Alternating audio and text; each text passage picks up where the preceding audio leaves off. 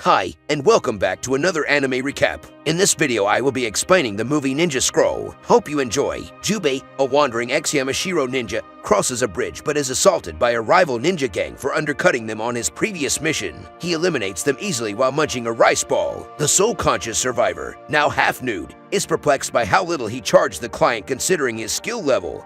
They didn't have the money, so he considered them. A severe storm begins to form as he departs the bridge. As the storm worsens, 8 foreboding horsemen make their way to a cliff to view something. Shimoda, a village, ironically, has been decimated by a plague. Except for a young lady, it has killed all of the residents. She staggers to a nearby village to notify them of the mass extermination. She appears to be under the grip of a shadowy person. She passes out and dies after delivering the message in a hefty dosage of virus. There's some shady behavior going on here. The surrounding villagers flee for their lives, terrified for their safety. Back at the Mochizuki clan's estate, Hanza informs Sakaki, the clan's chamberlain, of a sighting of the ominous riders near Shimoda on the night before the outbreak. He directs Hanza and the rest of the Koga squad to conduct an investigation. They convene to discuss the strategy, but are interrupted by the Kunoichi Kajiro. She expresses her desire to participate in the mission. Hanza is opposed to the notion since she is the poison tester for their master. She wants to continue her ninja responsibilities now that he is awake. Hanza grudgingly accepts, and the crew departs, only to be slaughtered by Tessai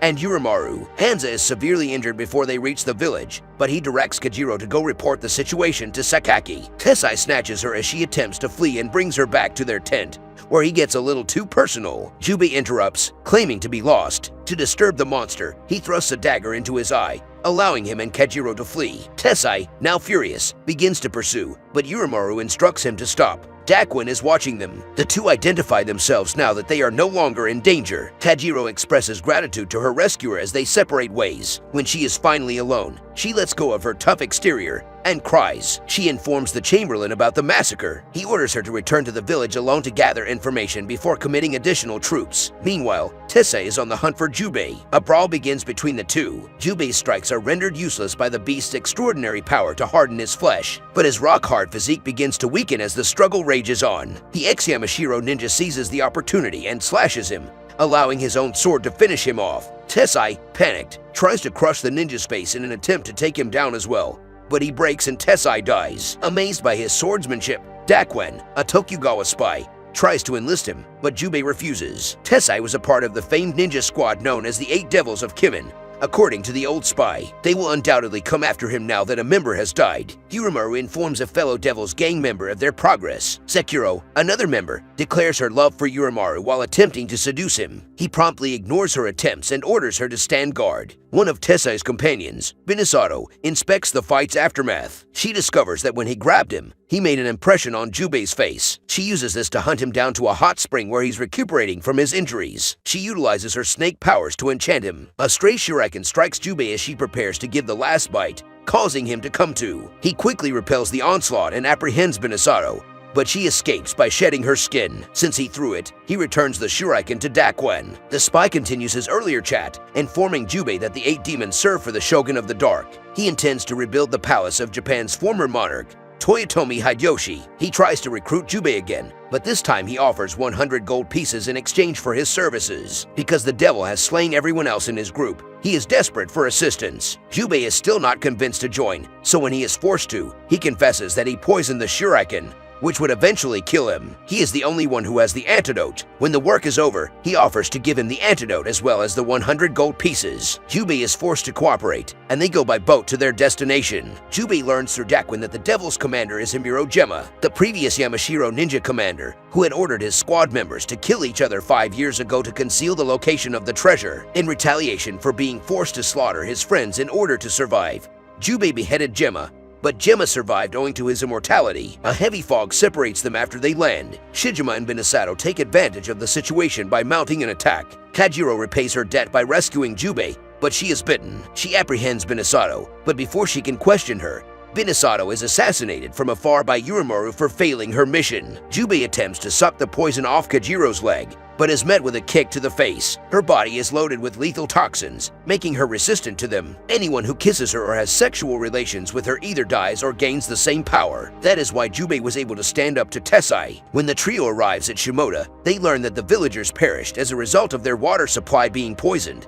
giving the impression that they were killed by a plague. Jubei and Kajiro repel three devils' attacks: Mushizo, Sekiro, and Atsutsu Mujuro. Jubei successfully assassinates Mushizo and Atsutsu. Daquin leaves them as a pair after attracting the attention of the devils. The poison has begun to spread throughout Jubei's system. They make their way to higher ground to obtain a better view of the surroundings. They see Hanzo walking towards the edge of a precipice. Kajiro runs to her friend only to see him disfigured. Jubei observes Sekiro launching a charge. As Hanzo bursts, she attacks Kajiro. As they drag themselves down the precipice, the pair narrowly escapes. At the top, Majuro awaits them and challenges Jubei to a battle. Despite the fact that he is blind, Majuro is extremely skilled, but he is defeated by the ex-ninja. Things between Jubei and Kajiro heat up as they get irritated at one another. They discover a ship wrecked on shore during the storm from the high hills. Because the cargo on board was so important, they slaughtered the residents in the village to prevent information from spreading. Kajiro collapses from exhaustion. They relax for a while before following some trails to Kashima Harbor. Meanwhile, the Dark Shogun's ninjas are preparing to make their move. Jubei, Kajiro, and Daquin are reunited when they arrive at Kashima,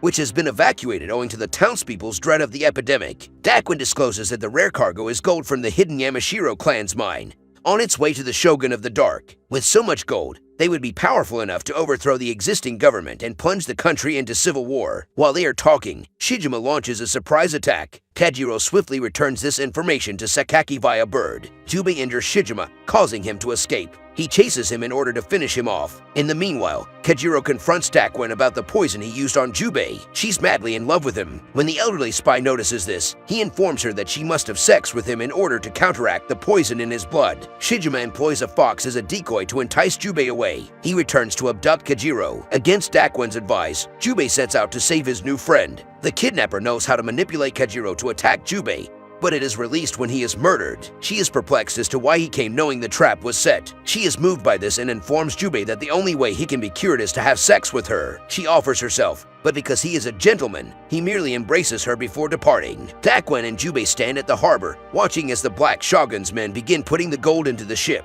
Because there are too many of them, they formulate a plot to sink the ship. The old spy asks if he slept with Kajiro to save his life, but he brushes him off, telling him to get into position. Thinking that Sakaki has rallied men based on a report, Kajiro exposes herself to meet them. She is stabbed by Jinma in disguise. He killed Sakaki and his men to impersonate them. Jubei witnesses everything, and in a fit of passion slashes his way through a ridiculous number of adversaries. Urumara begs Jinma to give him the honor of murdering Jubei, and he agrees. He ambushes the ninja, but he manages to escape just before a rat laced with explosives explodes. The explosion kills Yumara since she is unable to flee in time. Sekiro set it up for Yumara as retaliation for turning down her advances. With all of the riches on board, the demon's commander instructs them to set sail. Meanwhile, Jubei discovers Kajiro on her deathbed. She expresses her feelings for him, and they have a passionate kiss that heals his poisoning. She also offers him her headband before dying to her wounds. Jubei and Daquin board the departing ship. On board, Jinma reveals his true intentions: to use the gold to raise a ninja army to terrorize Japan rather than serve as an ally to the Toyotomi,